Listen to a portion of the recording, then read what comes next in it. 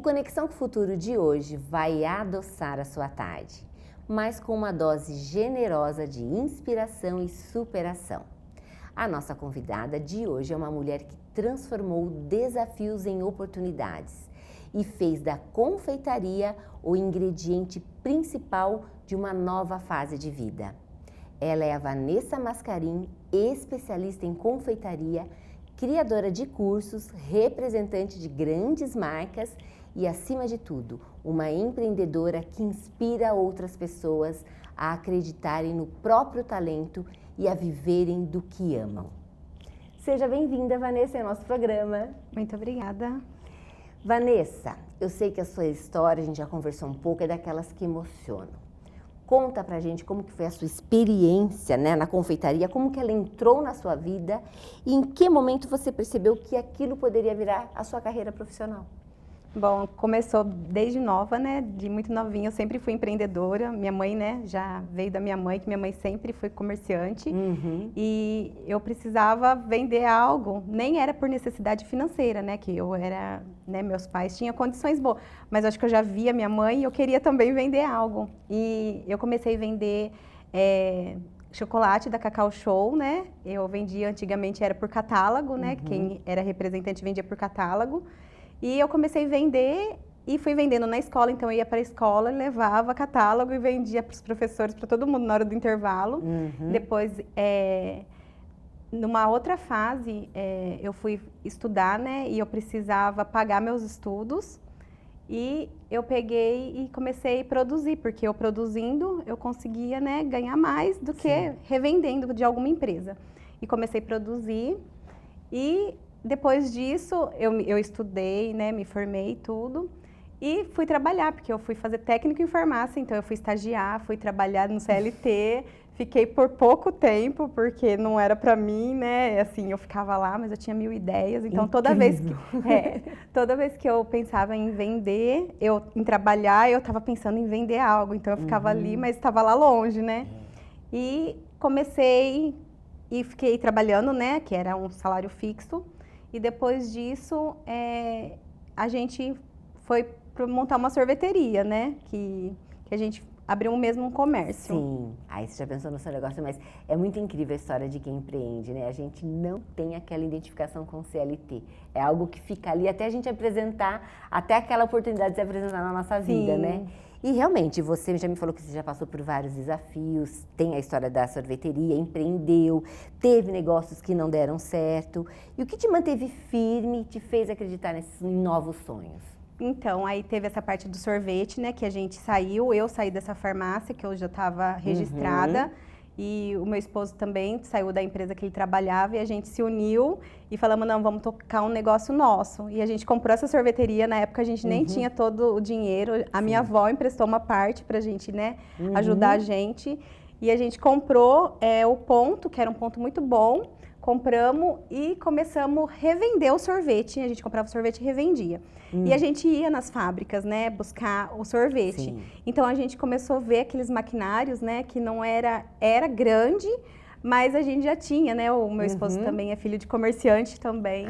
Então a gente já tinha ali no sangue, né, aquela veia, né, que pulsava. E a gente não achou impossível não ser tão gigante, mas a gente, né, fabricar.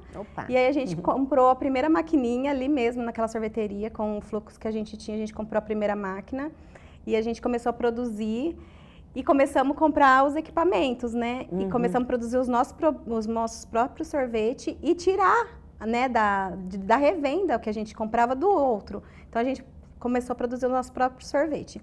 E aí, as máquinas começaram a ficar grandes pro tamanho da cidade, porque a cidade era uma cidade pequena, que é Rincão. E o fluxo, né, de renda também, aquelas máquinas já não cabiam ali na cidade. Então, a gente, né, entrou numa determinada oportunidade de prestar concurso, né, como a gente tinha algum estudo, a gente prestava concurso, onde a gente passasse, a gente ia. Então, ia com o salário fixo do concurso. E o outro começava a empreender ali com os maquinários que a gente já tinha. E aí, por coincidência, aconteceu da gente vir parar em Leme e a gente começou a produzir o sorvete, né? Produzimos, aí foi crescendo, compramos máquinas, né, maiores.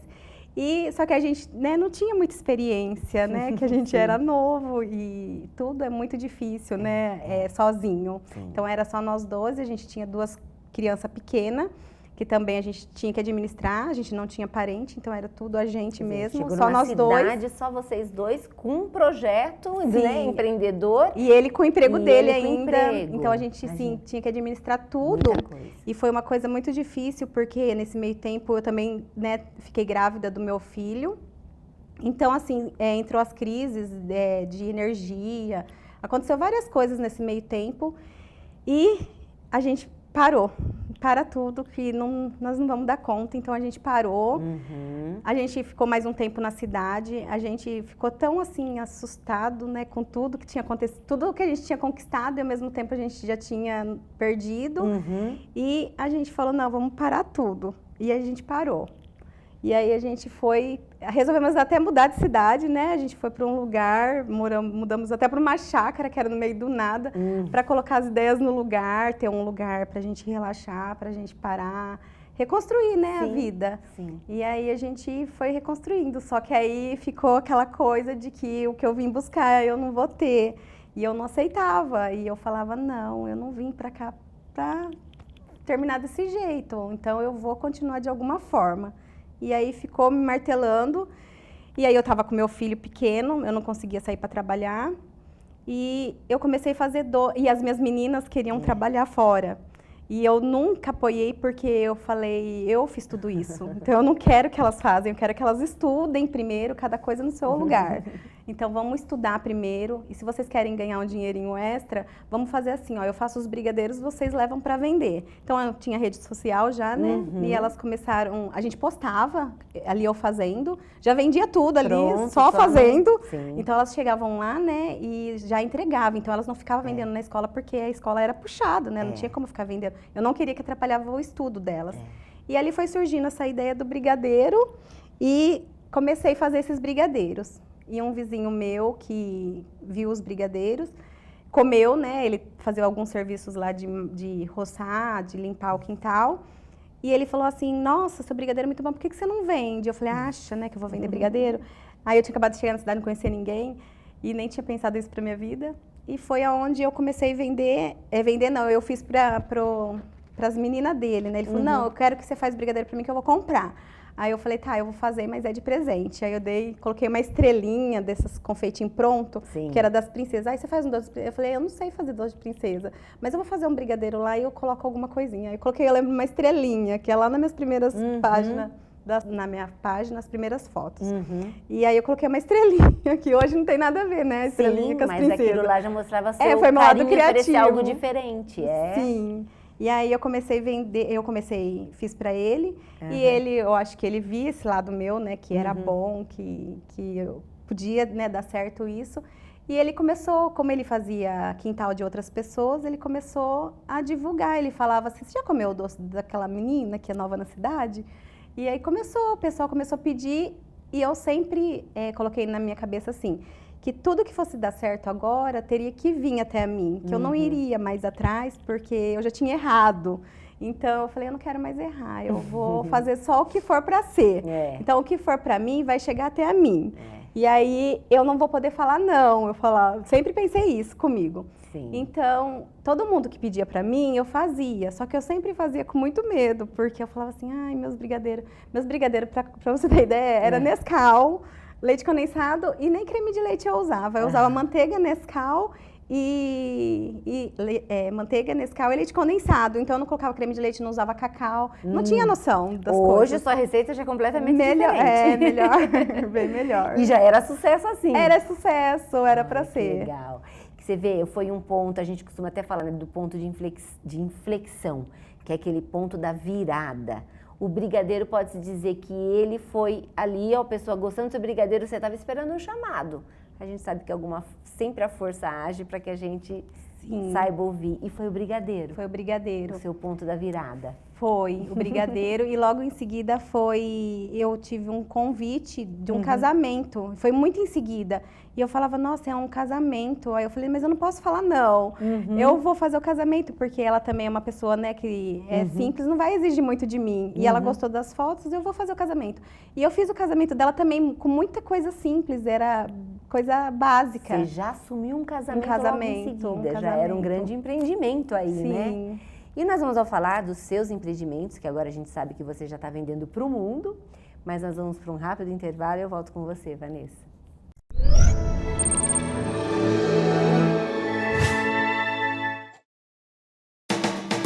Assista pela TV Conecta Super Ofertas, o seu guia eletrônico. As melhores promoções e descontos do mercado estão aqui. Oportunidades imperdíveis para você economizar de verdade. De terça a domingo, às 13h45, com reprise às 19 horas. Faça parte você também. Informações 19993195797. Super Ofertas. Acompanhe, assista e economize.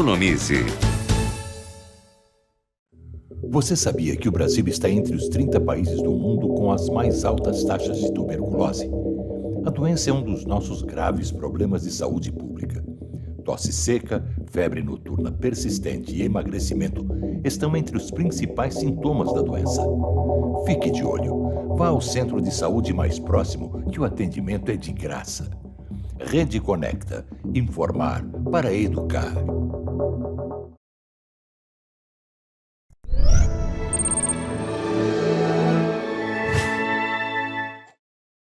Estamos de volta e hoje eu converso com a Vanessa Mascarim, especialista em confeitaria, e ela estava contando um pouquinho da sua trajetória, do seu ponto de virada.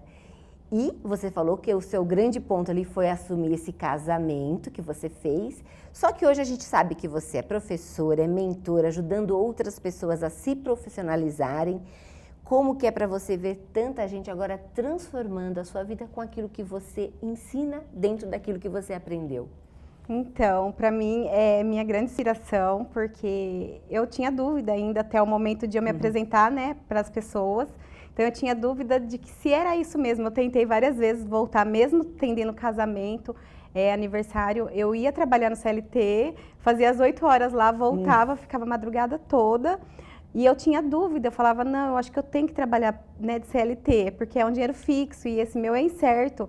E às vezes não vai dar certo. Eu tinha aquele trauma que não, talvez não ia dar certo. Aquela dúvida. Mas aí foi um ponto de partida, foi quando eu comecei a ter acesso a outras pessoas que eu via que tinha dificuldade nas dificuldades que eu tive. E quando eu tive as minhas dificuldades, eu não tinha uma Vanessa para me auxiliar. Sim. Porque toda vez que eu buscava ajuda, as pessoas não vendiam curso, as pessoas não davam aula. Muitas vezes eu perguntava, como que faz isso? A pessoa falava assim, isso aqui eu nem sei como eu fiz, mas assim, aconteceu. Não querendo mostrar como que fez.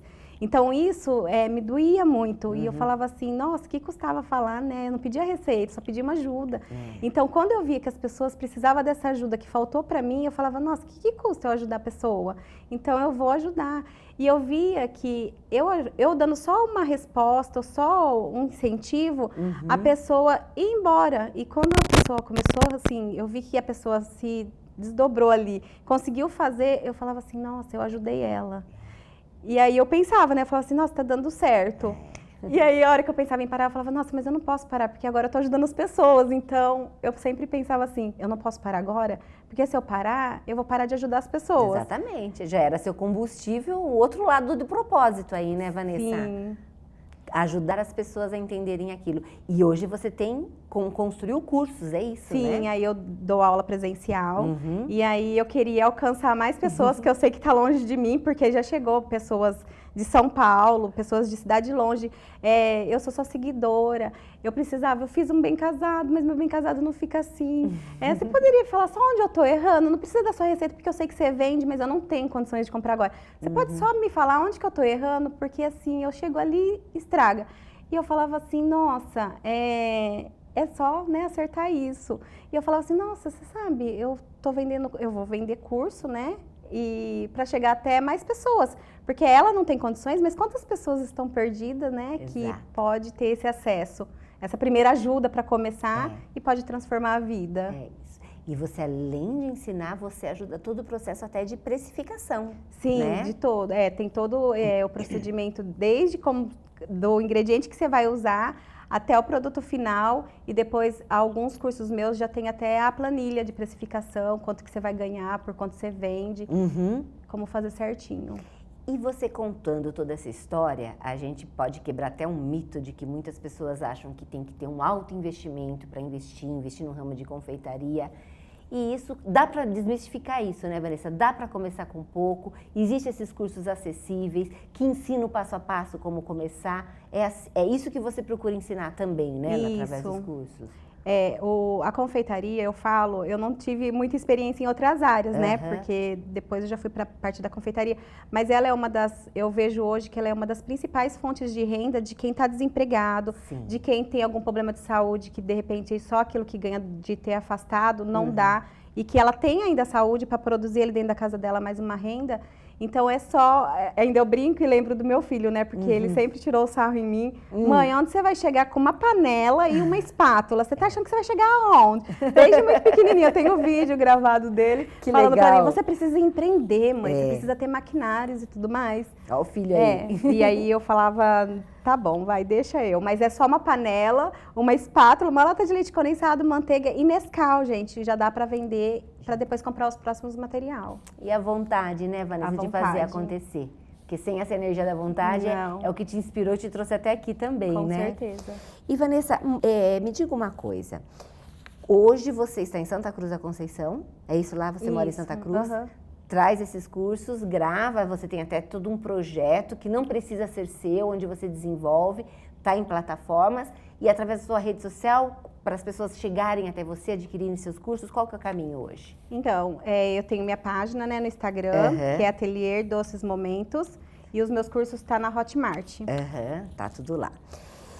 Bom, e um dos grandes desafios de quem trabalha com doce é saber também a colocar esses preços corretamente, certo? Como você falou que você ensina isso. O que você ensina para o aluno conseguir transformar esse amor no amor que ele tem, mas sem deixar de ter essa remuneração? Porque como você me falou, teve pessoas que aprenderam isso, são confeiteiras que já até estão construindo sua própria casa com esse dinheiro da confeitaria. É isso? Isso. É importante falar sobre isso? Como que você aborda esse assunto? Eu acho bem importante, né? Quando eu comecei, eu não tinha muito tempo para precificar, mas hoje eu deixo bem certo, porque como os produtos estão muito caros, se a gente for fazer conforme o outro concorrente vende, de repente você vai fazer e não vai conseguir ter uma renda, e aí você vai desistir porque realmente você não teve aquilo que foi falado, né? Sim. Então, é bem certo você primeiro fazer o produto, precifica e depois vende. Então, é um procedimento certinho, né? Que aí é certeza que vai ser sucesso. Que bom. E na hora de precificar, entendeu quanto gastou com cada ingrediente, que é muito erro. A gente está falando sobre isso lá, né? Que o Sebrae aponta isso. O grande erro do empreendedor é muitas vezes não saber precificar o teu produto, agregar valor àquilo que você está fazendo também. Entender o que você compra, o teu gasto, tudo isso inclui, né? Isso, tem que fazer certinho a precificação, que é muito importante. Até o processo da entrega, se você vai levar esse produto até a casa das pessoas. Embalagem, tudo. E hoje, eu até me assustei, você me contou que além de fazer cursos, estar no Hotmart, ministrar cursos, você também atende encomendas, né? Sim, ainda dou conta de atender algumas encomendas. Já não dá para atender todo mundo mais. Às vezes eu tenho que dispensar com muita dor no meu coração, porque são meus clientes lá, né? Mas aí a vida oferece outros caminhos e a gente tem que ir seguindo. Sim. E o que são os seus doces? Conta pra gente. Porque quais são os doces? Primeiro conta pra mim quais são os doces que estão no Hotmart. Os produtos ali, as receitas. Tem um curso de pão de mel, tem um de recheio, que é só recheio de Natal. Tem o de bem casados, né, que é especialista assim, em casamento. E tem também agora o de Natal que a gente lançou, o de Natal, que é fazer a massa, desde a massa. E mesmo o pessoal de casa, né, que faz, dá muita lembrancinha, então você vai comprar e acabar encarecendo. E é bem simples a receita, dá pra fazer com os equipamentos que tem em casa. Um doce de Natal. Sim. E qual que é o mais popular, que as pessoas mais pedem, o seu carro-chefe de vendas? O brigadeiro, o tradicional. O brigadeiro. Toda Continua festa. sendo o doce preferido do brasileiro mesmo? Brigadeiro. E esse é aquele que você nunca deixa de fazer, Não né? deixa de fazer. Não pode faltar o produto do brigadeiro, porque é aquele telefonema que, de repente, você faz brigadeiro pra mim, aí dá pra fazer na hora. Conta um pouquinho dessas marcas que você também trabalha, né? Você representa hoje grandes marcas e tem cursos, né? Como você já falou. Como essa parceria, de que forma ela fortalece o mercado da confeitaria artesanal? Então, as marcas, eu tive bastante parceria, né, com a Embaleme, que lá tem um centro culinário, que é onde eu sou convidada para dar os cursos. E aí tem as parceiras, né, que são as marcas que oferecem os cursos, né, para a gente divulgar os produtos. E tem a Áurea também, né, que eu faço a parte de divulgar, né, os produtos.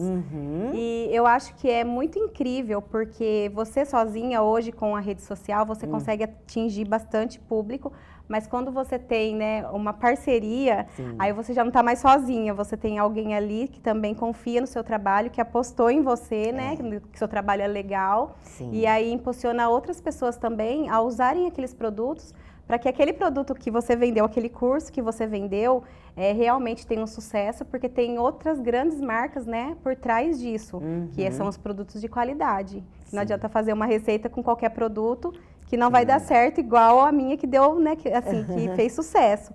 Então é bem importante ter, né, essas marcas parceiras e que te ajudam muito nessa jornada também, né, de estar trazendo esse conhecimento, deixando mais amplo para acessível para todos, né? E o que te inspira? Continuar ensinando, produzindo todos os dias? A gente já viu que existe um grande propósito ali, como você já falou, mas o que mais te inspira hoje? Bom, eu acho que é querer chegar onde eu quero chegar, né? Que assim, tudo depende de Deus. Eu falo, hoje, assim, os projetos tem alguns em mente, com algumas, né, sementinhas ali plantadas, mas eu acho que por motivar outras pessoas, que eu vejo outras pessoas crescendo. E eu vejo que conforme elas crescem, eu ajudo elas, eu também vou crescendo. Automaticamente vai voltando para mim. Essa troca é sempre um retorno mesmo. Principalmente quando a gente coloca a atenção e a nossa energia nisso, né? É incrível. Volta pra gente, volta mesmo. E se você pudesse ajudar um conselho para tantas mulheres que estão empreendendo? Eu estou nesse universo de empreendedorismo, vejo as mulheres crescendo, buscando a sua independência financeira através do empreendedorismo. Por onde começar? Qual o elemento, o ingrediente principal que cada uma deve ter para continuar a empreender? Eu acho que é a mentalidade, porque muitas pessoas, elas querem, elas sabem fazer, porque eu vejo minhas alunas que elas põem a mão na massa e acontece, só que antes delas chegarem ali, elas falavam assim, ó, eu fiz na minha casa, não dá certo. Eu falava, por que não deu certo? Vamos fazer aqui. Aí ali elas conseguem. Aí eu falei, sabe por que você não conseguiu na sua casa? Porque você achou que você não era capaz. Então eu gosto muito de dar aula, mão na massa, porque eu consigo fazer as pessoas entender que não é que ela não sabe fazer, que ela não consegue vender, é que ela colocou na cabeça dela que ela não consegue fazer aquilo. Então ela não vai conseguir. Então eu acho que primeiro de tudo é a mentalidade, você saber que você é capaz. Mesmo que for difícil, você é capaz daquilo.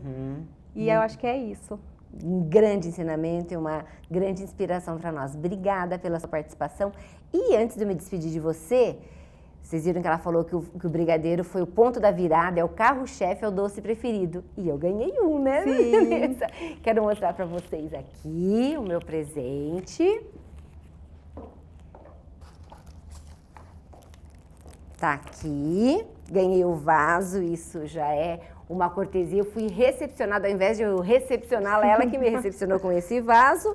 E os brigadeiros que estão aqui, né, Vanessa? Tem uma gavetinha. Uma gavetinha, olha que delícia. Com os brigadeiros. Eu vou degustar muito, com muito carinho, guardar com essa recordação boa de saber que eu pude entrevistar alguém que trouxe tanta inspiração.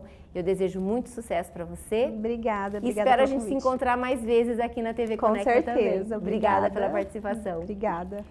Obrigada a você que esteve com a gente até aqui, pela sua audiência e continue acompanhando Conexão Futuro com nossas histórias inspiradoras.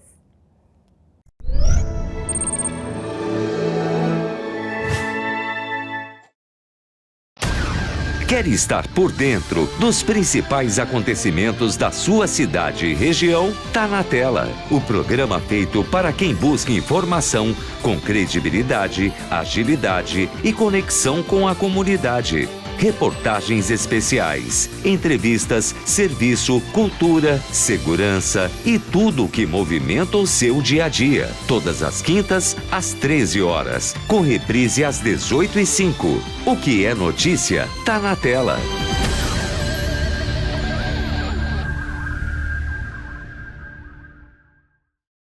Não jogue lixo na rua. Não coloque entulho na calçada.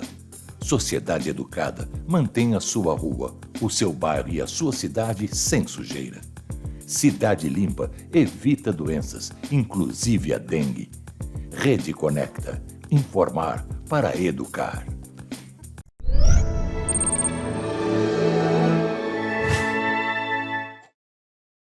Conexão Agro. Oferecimento Agrobiológica. E o Conexão Agro, quadro especial do Conexão com o Futuro, com apoio da Agrobiológica, continua levando até você as inovações que estão transformando o campo. No episódio de hoje, o tema é manejo de nematóides com biológicos. E quem fala sobre isso é Cristiano Belé, diretor de pesquisa da Staff. Olá, sejam bem-vindos a mais um Conexão Agro.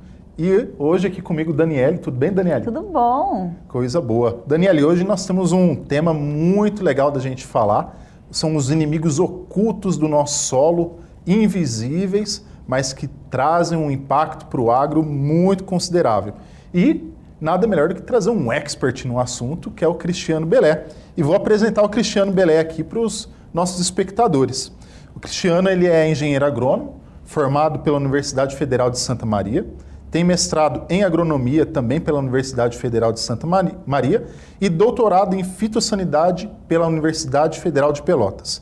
Realizou pós-doutorado em biologia e microbiologia de solo na Universidade Federal de Santa Maria e possui uma ampla experiência em fitopatologia, atuando principalmente no manejo integrado de patógenos de solo, com foco nos nematóides. Atualmente, o Cristiano ele é diretor técnico e pesquisador em nematologia na Stafit, no Rio Grande do Sul. Cristiano, seja bem-vindo aqui ao nosso Conexão Agro.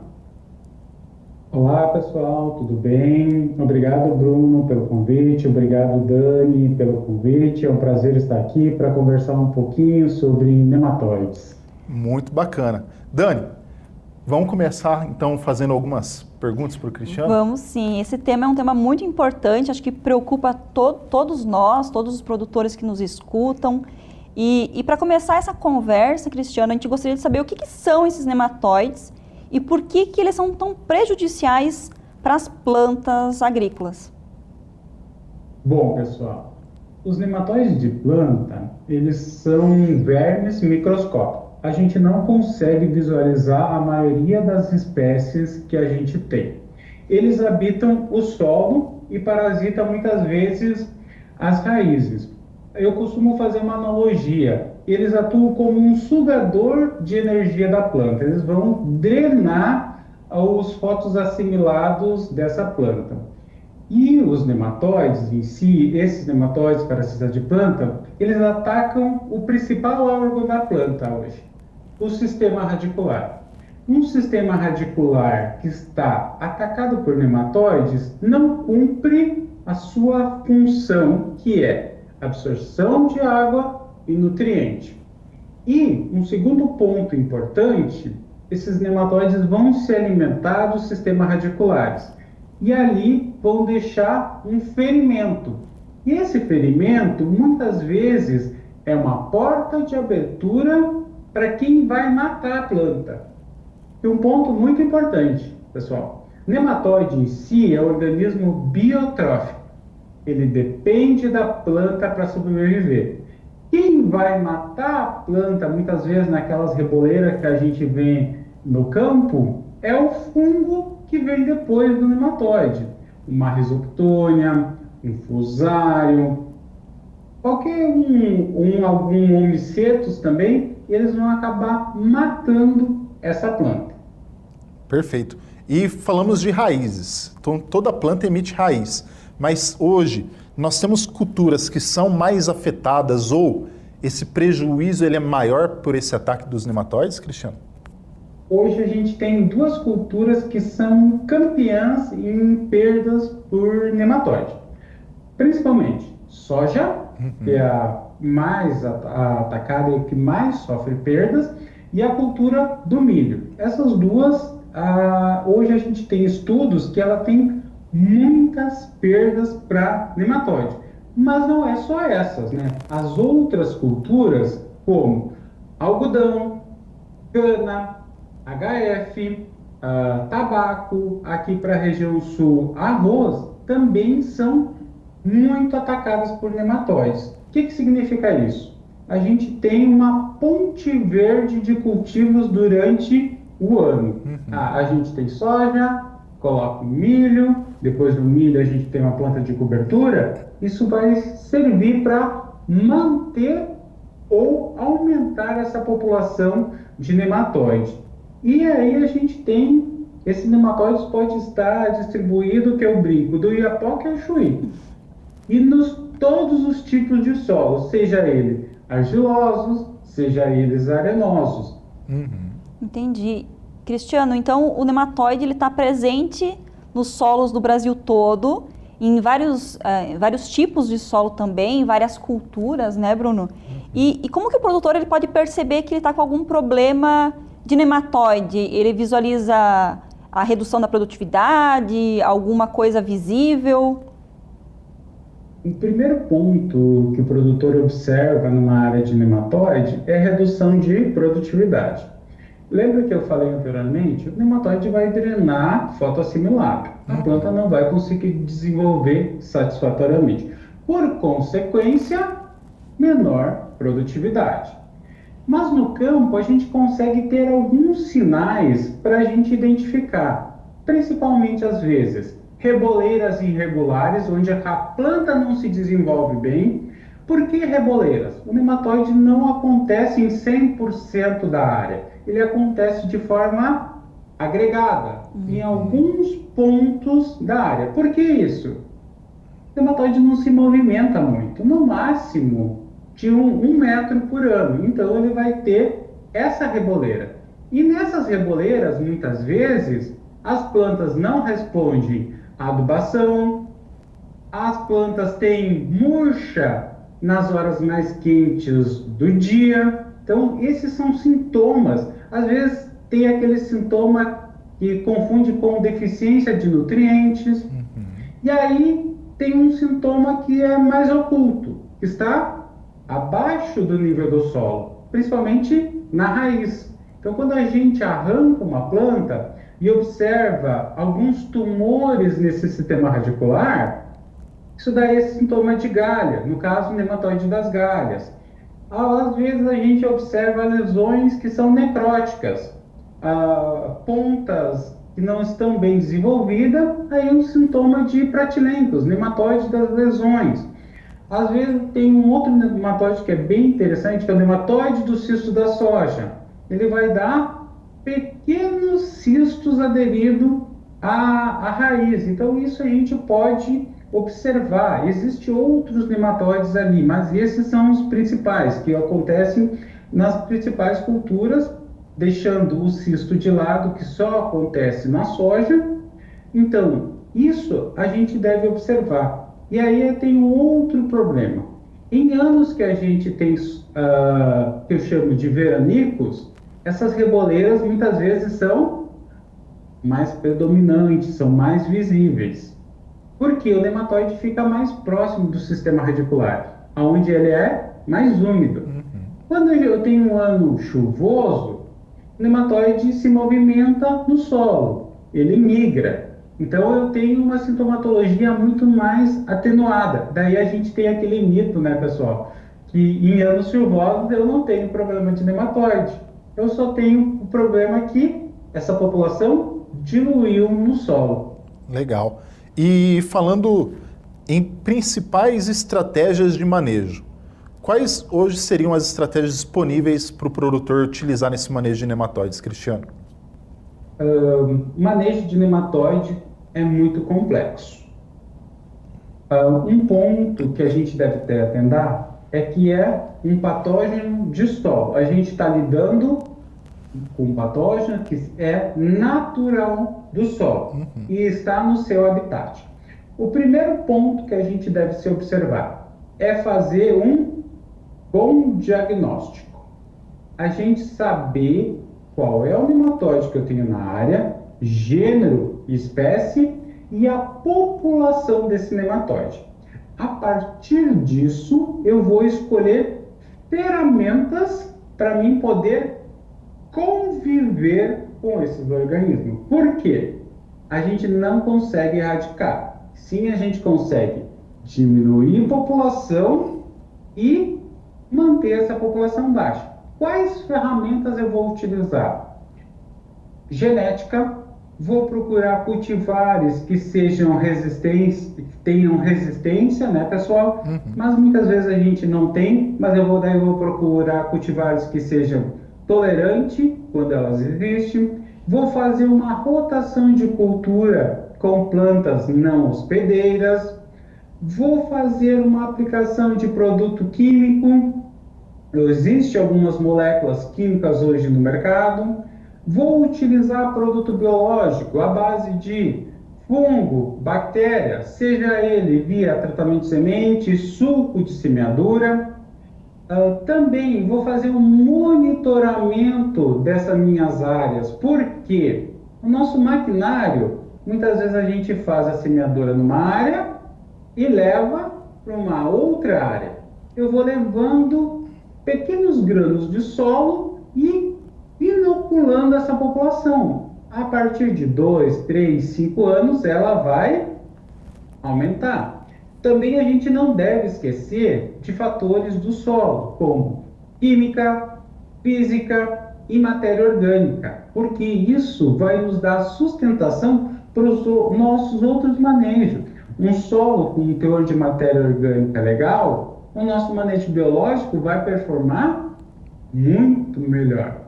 E, novamente, a gente deve monitorar essas áreas que a gente tem problema de nematóide, para ver como é que ela vai se comportando com o passar do tempo. Então, a gente deve fazer um bom monitoramento. Entendi. Então, o manejo de nematóides ele é realmente complexo, né? Envolve todo o entendimento do solo, todo o manejo da cultura e também a integração dessas diversas práticas, né, Cristiano? E para a gente ir aprofundando um pouco mais sobre o manejo biológico de nematóides em plantas, por que o manejo biológico hoje ele tem ganhado tanto espaço e tanta relevância no manejo dos nematóides? Hoje, o manejo biológico de nematóides, para ter uma ideia, é o que mais tem produtos com registro no Agrofit, que é o do mapa. Por que isso? Produtos biológicos para manejo de nematóide entregam múltiplos pontos. Primeiro, eles vão parasitar ovos, estruturas de sobrevivência, que seria isso? Massa de ovos, cistos, vão competir por um nicho de alimentação. Então, um fungo, um bacilo se desenvolve muito mais rapidamente na rizosfera da raiz ali ou da planta do que um nematóide, e eles vão liberar compostos do metabolismo secundário que vão interferir no reconhecimento. Nematóide, planta. O nematóide não encontrando a planta não vai causar problema. Então, tem todos esses benefícios. E a gente tem benefícios além do controle de nematóides. A gente vai ter promoção de crescimento, que isso é muito importante. Tanto bacilos quanto fungos vão promover crescimento do sistema radicular e de parte aérea. E algumas cepas induzem resistência induzida de planta, que é um mecanismo além do controle direto. Isso também vai influenciar na questão do nematóide. E hoje a gente tem produtos que podem ser produzidos on-farm, pode ser comprado comercialmente. Isso nos dá uma ótima respaldo para a gente conseguir conviver com esses nematóides no solo. E até nesse nicho, né, Cristiano, hoje principalmente bactérias e fungos, né? Quais você tem visto hoje nesse manejo de maneira eficaz? Os bacilos, tricoderma, um Bacillomyces?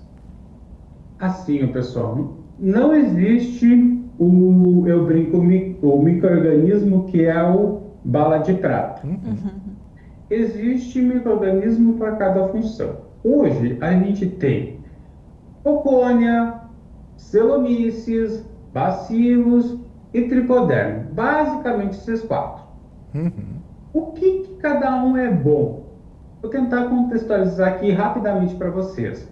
A Pocônia, principalmente Pocônia e Celomyces, eles são bons parasitas de ovos e cistos. O que significa isso? Eles têm um excelente controle para que gêneros de nematóide?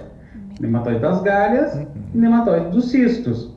Então, eles vão diminuir essa população de ovos que eu tenho no solo. Aí a gente chega lá para os bacilos. Os bacilos, eles vão formar o que a gente chama hoje de biofilme radicular. Eles vão colonizar esse sistema radicular da planta. Colonizando o sistema radicular da planta, eles vão liberar metabólitos ali que vão confundir o nematóide. Aí a gente também tem algumas espécies ou cepas de tricoderma que também tem uma ação muito semelhante à Pocônia, a Purpuricillium ou Pselomyces, que é a mesma coisa. A gente tem algumas pseudomonas hoje que também vêm chegando no mercado, né? Então elas têm uma ação muito semelhante aos bacilos, então todas elas têm uma fortaleza e uma fraqueza. Qual eu vou utilizar?